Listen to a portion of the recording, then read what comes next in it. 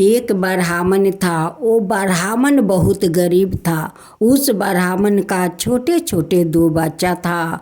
उस ब्राह्मण ने गांव गांव से भिक्षा मांगकर अपना परिवार का पोषण पालन किया करते थे। उस ब्राह्मण का टूटे फूटे एक झोपड़ी था। उसी झोपड़ी में उस ब्राह्मण अपना परिवार को लेकर रहते थे। उस ब्राह्मण ने दूर दूर तक भिक्षा मांगने जाता। उनकी पैर में बहुत सारा छाला पड़ जाते। उनकी पत्नी कहते कि आपका पैर में इतना सारा छाला पड़ गया है, आप इतना दूर क्यों जाते हैं? आप इधर उधर क्यों नहीं मांग लेते हैं? जो मिलेगा उसी में हम लोग संतोष करेंगे।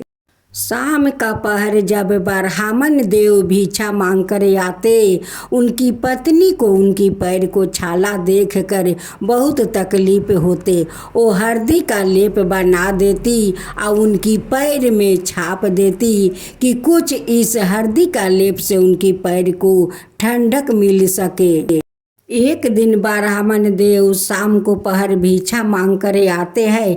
अपना पत्नी से कहते हैं कि सुनते हो ब्राह्मणी, देखो अष्टमी स्नान आ रहा है, बहुत बड़ा वहाँ पर मेला लगता है, लोग महादेवी को भेंट देते हैं, अष्टमी स्नान करते हैं, हम लोग भी चलेंगे अष्टमी स्नान करने। ब्राह्मणी कहती है कि वो मेला कब आता है और कब अष्टमी स्नान होता है। ब्राह्मण देव अपना पत्नी को समझाते हैं, कहते हैं कि देखो ब्राह्मणी, शुक्ल पक्ष का अष्टमी स्नान आता है। उसी दिन महादेवी का भेंट लोग चढ़ाते हैं, कबूतर पाठा, जिसका जो मिलता है वही भेंट देते हैं महामाँ के। हम लोग भी उस मेला में चलेंगे, अष्टमी स्नान करेंगे, महादेवी को कम से कम हाथ जोड़कर प्रणाम तो कर सकते हैं। कुछ भेंट नहीं दे सकते हैं, लेकिन हाथ तो जोड़ सकते हैं। ब्राह्मणी कहती है कि ठीक है, आपको जिसमें खुशी है उसमें मैं भी खुशी हूँ, मैं भी चलूँगी उस मेला में और मैं भी अष्टमी स्नान करूँगी और उस महादेवी को मैं भी हाथ जोड़ूँगी। ब्राह्मण देव ब्राह्मणी से कहते हैं कि सुनो, हम लोग खूब सुबह उठेंगे और सुबह उठ कर चल कर हम लोग उस मेला में जाएंगे, वहाँ पर जाकर अष्टमी स्नान करेंगे। अगर सुबह नहीं निकलेंगे तो बहुत ज़्यादा धूप उठ जाएगा, चलने में बहुत दिक्कत होगा, उसलिए हम लोग सुबह निकल जाएंगे। ब्राह्मण देव अष्टमी का दिन सुबह अपना परिवार के साथ वो घर से निकल जाते हैं। जाते जाते आधे रास्ते जाते हैं, एक बूढ़ी माई 80-90 साल का एक हाथ में लाठी लिए और रास्ते में बैठी हुई थी। सभी से कहती है कि बेटा मुझे थोड़ा पानी पिला दे, मुझे थोड़ा पानी पिला दे, बेटी मुझे थोड़ा पानी पिला दे। लेकिन कोई आदमी उस बूढ़ी माई को पास नहीं जाते हैं, क्योंकि उनकी शरीर से बदबू निकल रहा था, उसलिए बूढ़ी माई को पास कोई जाते नहीं और नहीं पानी पिलाते। देवी देवताओं तो उसी रूप में आते हैं कि उन्हें देखकर बहुत लोग घृणा कर देते हैं, लेकिन देवी देवता तो सभी को घर में नहीं जाते हैं। जिसका मन में श्रद्धा भक्ति हो, अगर भूखिया को भूख मिटाए, उनकी प्यास बुझाए, उन्हीं पर तो प्रसन्न होकर उन्हीं का घर जाती है। ब्राह्मण देव देखते हैं कि बूढ़ी माता का कोई पानी नहीं पिला रहा है, अपना परिवार को एक गाछ के भीरी खड़ा कर देते हैं। कहते हैं कि यहाँ पर तुम लोग ठहरो, उस माता को मैं पानी पिला कर आता हूँ। ब्राह्मण देव जाते हैं, कहते हैं कि माता इस धूप में आप बैठी है, सभी से पानी मांगती है, कोई आपको पानी नहीं देता है।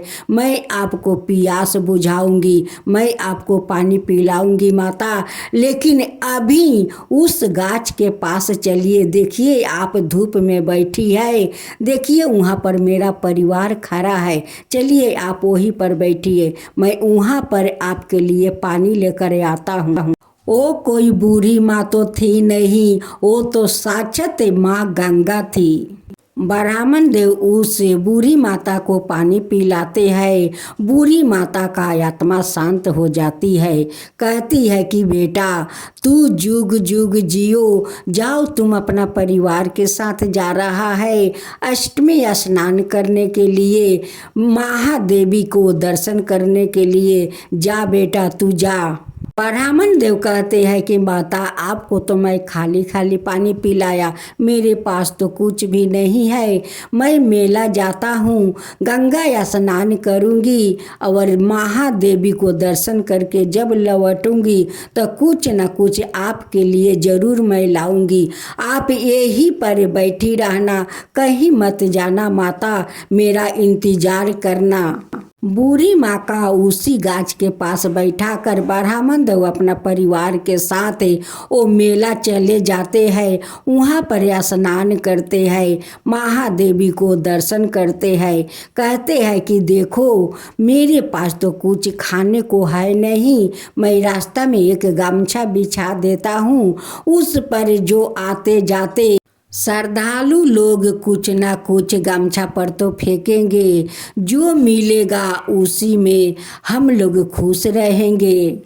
उस गमछा पर श्रद्धालु लोग कोई चिवड़ा देता है, कोई मूढ़ी देता है, तो कोई पैसा देता है, देते हुए जाते हैं। ब्राह्मण देव का गमछा पर कुछ पैसा पड़ा हुआ था, उस पैसा से कुछ जिलेबी किन कर आते हैं, अपना परिवार और बच्चा को खिलाते हैं और कुछ टोपला बांधकर उस बूढ़ी माई के लिए ले जाते हैं।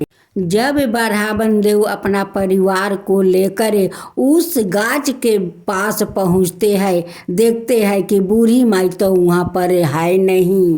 ब्राह्मणी कहती है कि आप कितना बोले थे कि यहाँ से मत जाना, फिर भी बूढ़ी माता ना जाने कहाँ चली गई।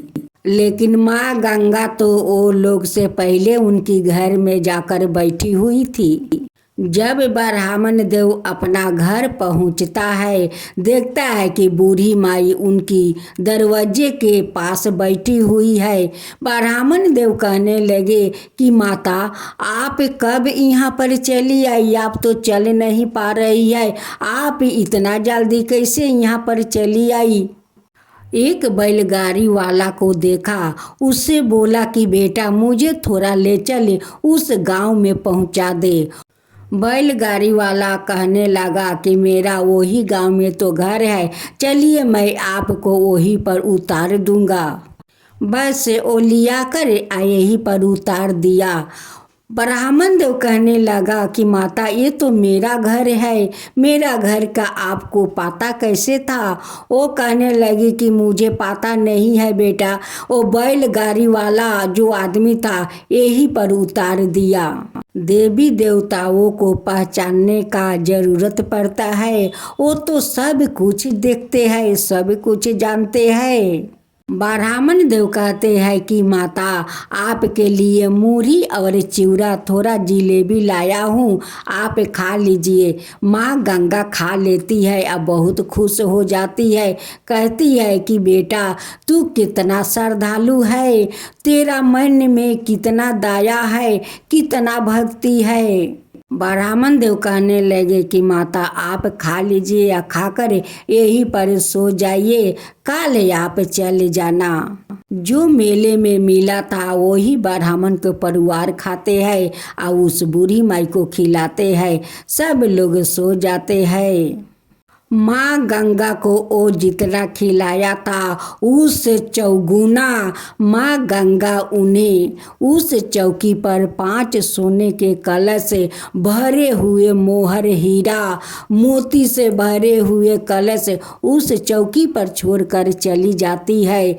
जब ब्राह्मण सुबह उठता है देखता है कि माता तो चौकी पर नहीं है, लेकिन 5 सोना का कलश है मोहर से भरे हुए।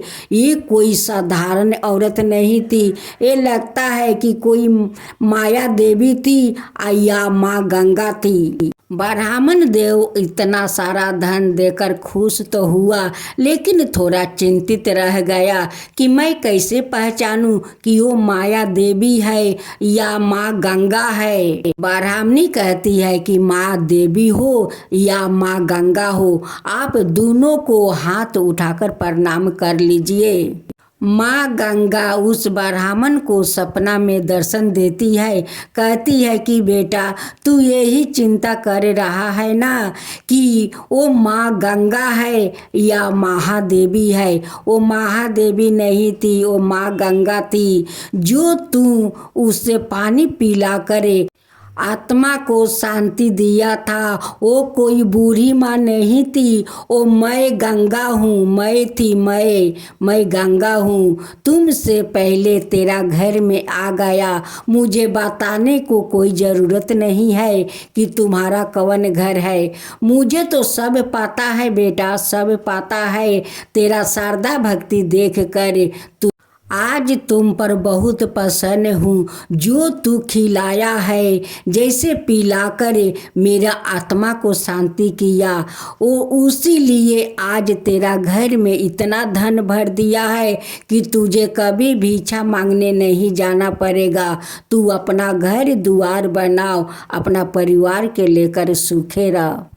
उस अष्टमी स्नान में बहुत सारे लोग बुजुर्गों को जो मृत्यु हो गया है उस बुजुर्गों को पिंडा देकर श्राद्ध करते हैं, माथ मुंडन करते हैं, अपना अपना पितरों को शांत करते हैं। जो लोग अपना बुजुर्गों को शांति करते हैं, बुजुर्गों लोग उन पर ख्याल रखते हैं, अपना परिवार पर ध्यान रखते हैं। ब्राह्मण देव कहते हैं कि देखो, जब से मेरा माता पिता को मृत्यु हो गया है, हमारा पास तो कुछ नहीं है कि जाकर उस घाट पर मैं अपना माथ मुंडन करूं और पिंडा देकर श्राद्ध करूं, पितरों को शांत करूं। हम लोग अगले साल अष्टमी दिन चलेंगे, आप पितरों को शांत करेंगे। आज उसी बुजुर्गों लोग के कारण तो आज हम लोग के इतना सारा घर में धन आया है। हे पितर पक्ष, आप लोग जैसे अपना उस ब्राह्मण पर कृपा किया, माँ गंगा जाकर वो कलश का धन देकर उनकी घर भर दिया, वैसा ही सबका ऊपर कृपा करना। हे माँ गंगा, हे पितर पक्ष।